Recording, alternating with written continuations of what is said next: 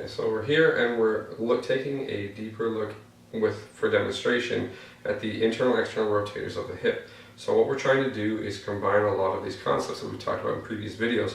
So the concept of patient positioning. So one of the concepts being that I want the anatomy exposed, free to move in the plane required, and preferably visible. Now, as far as the internal and external rotators of the hip, all of those apply here. So the area is exposed, free to move in the plane, no planes required, and they are visible here. Now I can do this in other positions, and we will do this in other positions just briefly, but what I wanted to talk about here is just our initial setup.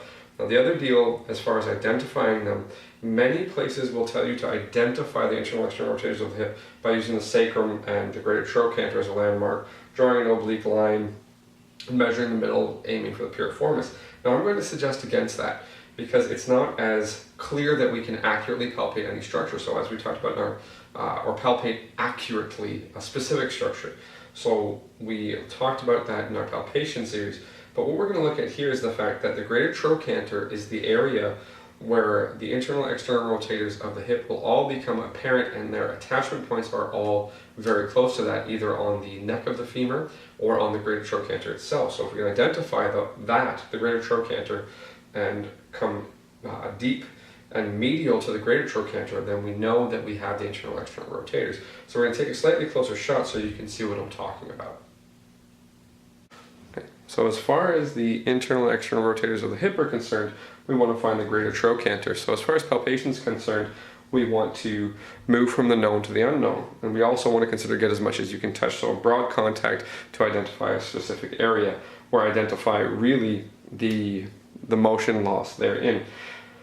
In this case, we're just trying to identify the trochanter. So very generally, I can visually assess that the trochanter is going to be somewhere in this area. So all I'm going to do is very broadly place my hand there, and as I can push into the tissue and identify soft, hard, I've got the greater trochanter there. Now if I'm looking at the external rotators as a group, as far as the hip is concerned, I'm thinking about piriformis, superior inferior gemellus, obturator, internus, and things of that nature. What I understand is that they're going to run on an oblique angle. So now if I'm on the trochanter and I go medial to the trochanter, I'm relatively close to the neck of the femur. So what I'm going to do, as far as contacting those soft tissues and testing their pliability, I'm going to simply go from the trochanter, medial, and with palpation, the idea of get as much as you can touch, I'm molding to this area. And what I'm going to do is, as I apply pressure, I'm going to assess whether or not there's even movement, so I can identify where there's a lack of motion. Once I find that, I can work on it. But going to the internal rotator, so gluteus medius and medius dominantly, I've already got my landmark here, so all I'm going to do is keep my hand there, I walk over, I match my hands, okay? So I already identify. Now I can work on this angle inferior, because I understand that the glutes are going to come in this direction. So I can work on either side of the hip by using the trochanter, the greater trochanter, coming medial to it, molding to the tissue, and then as I press into the tissue, understanding that the areas that don't yield are higher tone and they will likely require some attention. So now if the patient is in lateral recumbent, we're still using a known landmark to identify these tissues and to also work with them.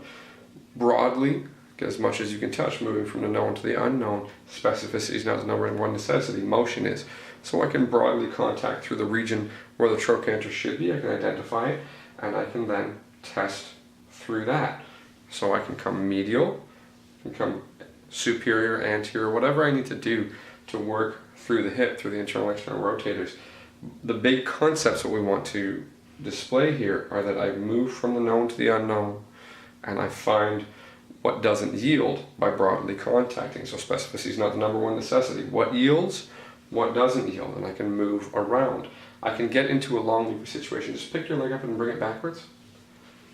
Let it drop now. Okay. I'm going to clear space, although this isn't what we would want to do. We understand that as far as patient safety is concerned, negative space is a problem, so the space between us is unstable. I would really rather be close to the patient, have the patient closer to me. But I just want you to be able to see this, so I can identify the trochanter and wrap around it. And as I wrap around it, so this hand is in a yoke, I wrap around it, and I can start to work through the hip in this fashion. This is not the perfect hold, but this is the hold that I'm going to show you for now so that you can see my hand wrapping around.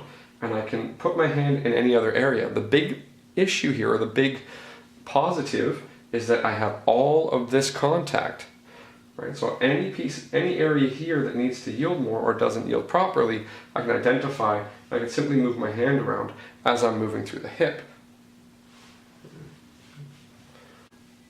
So we're looking at the internal external rotators of the hip in supine now.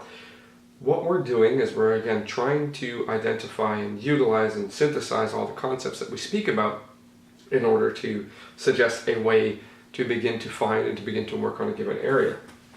Now, we look at our concepts of palpation. Specificity is not the number one necessity, motion is. Right? So we also want to move from the known to the unknown. So I know that the greater trochanter is somewhere in this region, and then we apply the fact that we want to broadly contact, so get as much as you can touch. So if I know that I need to be in this area, I can broadly place my hand through the region and I can palpate through the soft tissue and identify the trochanter. Now for some people, based on muscle mass, it'll be a little bit harder to find, especially in supine. It tends to be the easiest to find in prone and lateral.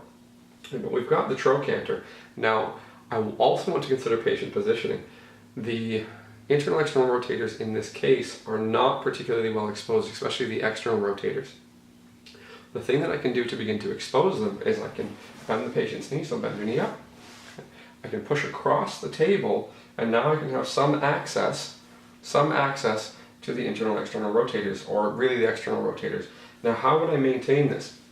I'm not going to be able to absolutely leave the patient here, but I want you to see my hand and how I use a yoke. I'm going to wrap around. I'm going to wrap around the trochanter into the region of those tissues. As I come back, now it's hard to see my hand. I'll pick it up, pick this arm up so you can see my hand.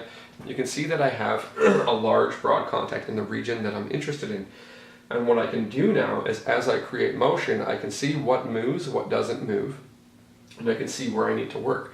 So I'm assessing, I'm treating, I'm recognizing that I can't see the structures that I'm really interested in. So we look at concept 4 of patient positioning, that I'd like the anatomy to be exposed, free to move, and in the plane required and preferably visible. Well, I said we don't have to have it visible. This is a way to deal with it when it's not visible. I know where it is. I've used all my concepts of patient positioning and palpation to identify it, and now I can go ahead and work through it. This is not ideal, but what I want you to understand is, how do I find it?